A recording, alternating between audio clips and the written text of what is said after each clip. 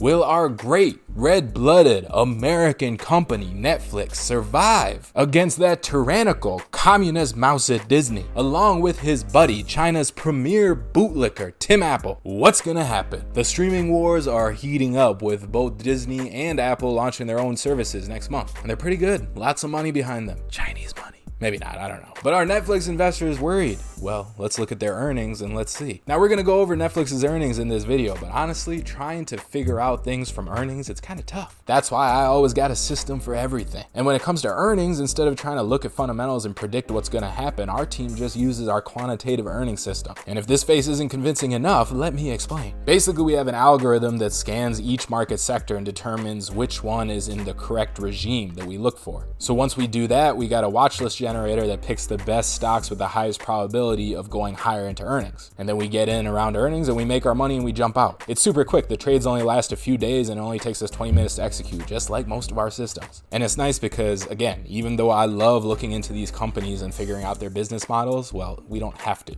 And with this system, we have that 75% win rate, so it's great. Anyway, I'm gonna put a link to that system because it's open now for you guys. I'll put that link down below in the comments and description. Go check that out. It's earning seasons right now, so you know, there's some trades to be made. Chris is all over it. He's recording his trades right now. He's gonna show you in a few days some examples. Okay, but let's get back to Netflix. And you know, my favorite tech analyst is Ben Thompson from Statechery. So weird name, but great info. So Netflix delivered good news. The company added 6.77 million subscribers in the third quarter, with stronger than expected growth overseas. Earnings also topped Wall Street estimates. Last quarter they disappointed, so expectations were pretty low, which in our last stock market review video, remember I was telling you guys that earnings expectations are super low right now, so it's not much to clear them. This is kind of an example of that. So the result was an 11% jump. So it's funny because Ben Thompson, he doesn't invest in the stock market as like a compliance rule that he put on himself because he thinks it's dishonest because he's an analyst. I don't know if I agree, but whatever. But in the next part, he pretty much breaks down the essence of the stock market. He says the propensity of the stock market to dramatically overreact to every Netflix earnings report continues to be confounding. Every quarter's numbers are taken as a verdict on the company's long-term viability, and the only criteria is performance relative to expectations as opposed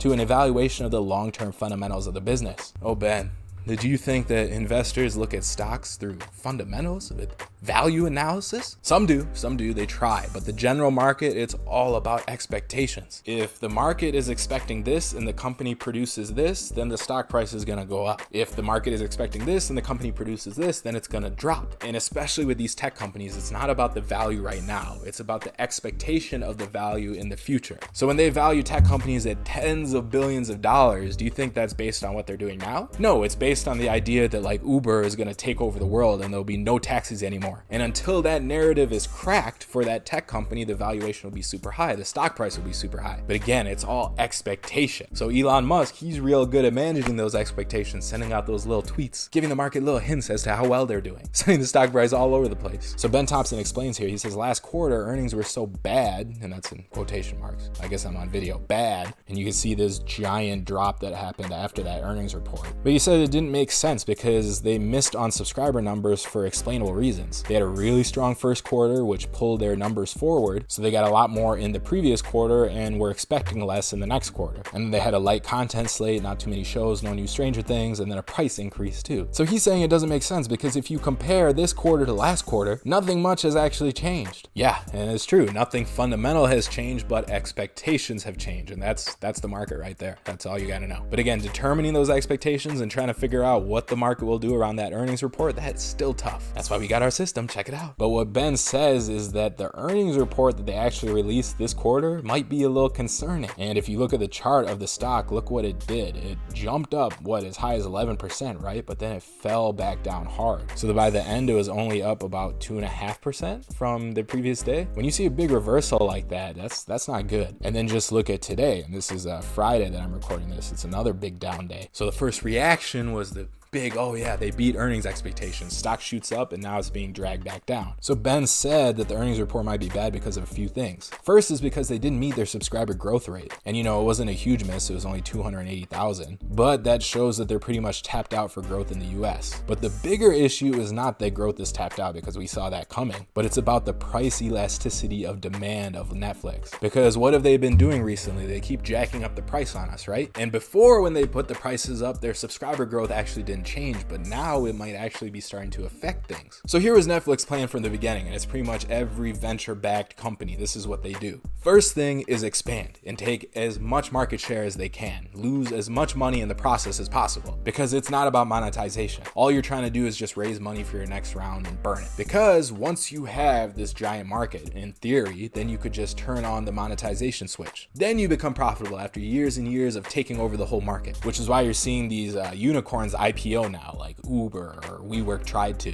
IPOing even with terrible losses, because they're still in that stage of expansion. So that's the game plan of everybody, right? But the issue is that it's not hard just to switch into monetization. It's not just a switch. But everyone just kind of ignores that part. They just say, yeah, it'll happen. They're just excited about the first part, the growth. Like I could go into a VC meeting with a pitch, free food delivery. And they'll be like, oh, free food delivery, what's the point of that? We already have free delivery on lots of stuff. And I'll be like, no, the food is free. It's free food that's delivered for free. I'll be like, oh, okay, keep talking. And not only is the food free, but in each morsel of food, we are gonna slip a little $20 bill into there. So when they're eating, they get a nice little surprise. So you're going to pay them to eat your free food.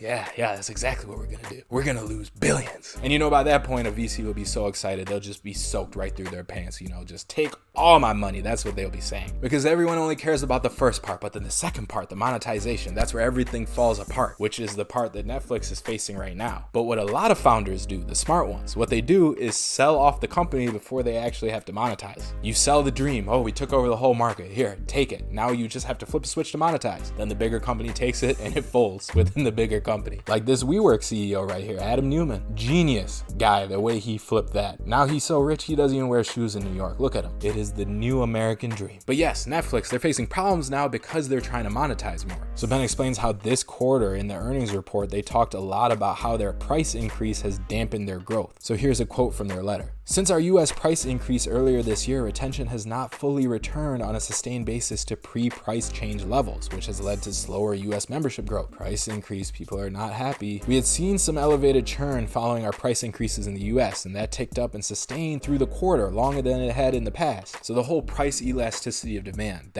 all that means is how much can you increase the price and people will still buy like they did before. So if I'm selling 1,000 things at $5, will I still sell 1,000 if I increase the price to $10? Because then what? I double my revenue, right? So every business is always testing that elasticity. How much is the customer really willing to pay? But now Netflix seems to be hitting that higher top where people don't want to pay more. And it makes sense because Apple TV is coming out for what? $5 a month. Disney is $7 a month. Netflix is around $13 a month. So, there's a big difference there. And I would hate to be in a business like this where it's a race to zero because everyone's trying to charge less and less, and that's where everyone just loses more money. And if that goes back to that same strategy, they're just trying to capture the whole market share. Now, CEO Reed Hastings, he made a point on the call that Netflix isn't competing against these other streaming services. They're competing against linear TV. So they want to be priced against cable, not like the $5 Apple TV streaming, because $13 compared to whatever the cable companies charge is a great deal, right? So he's saying that there's a huge amount of consumer spend that Netflix can still pursue. Because like I was saying, you're paying maybe $13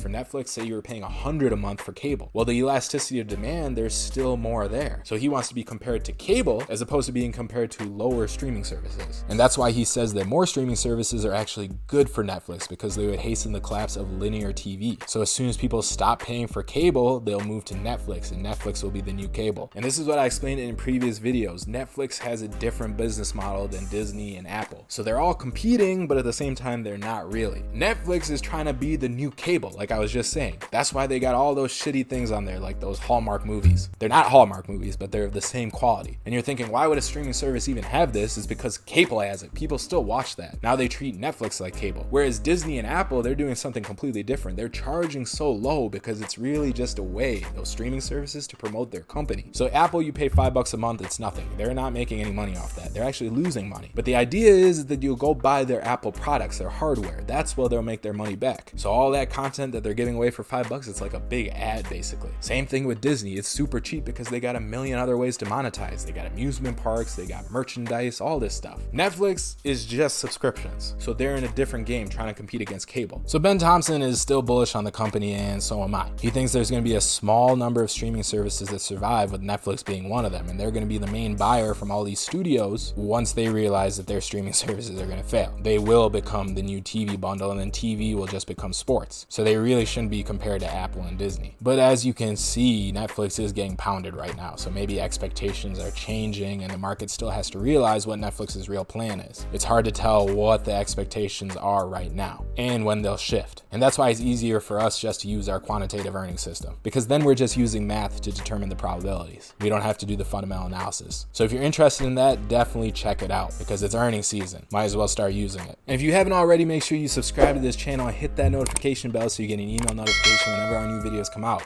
We're publishing a lot more each week, as you can see, so subscribe so you don't miss the next one. Stay fallible out there. Bye.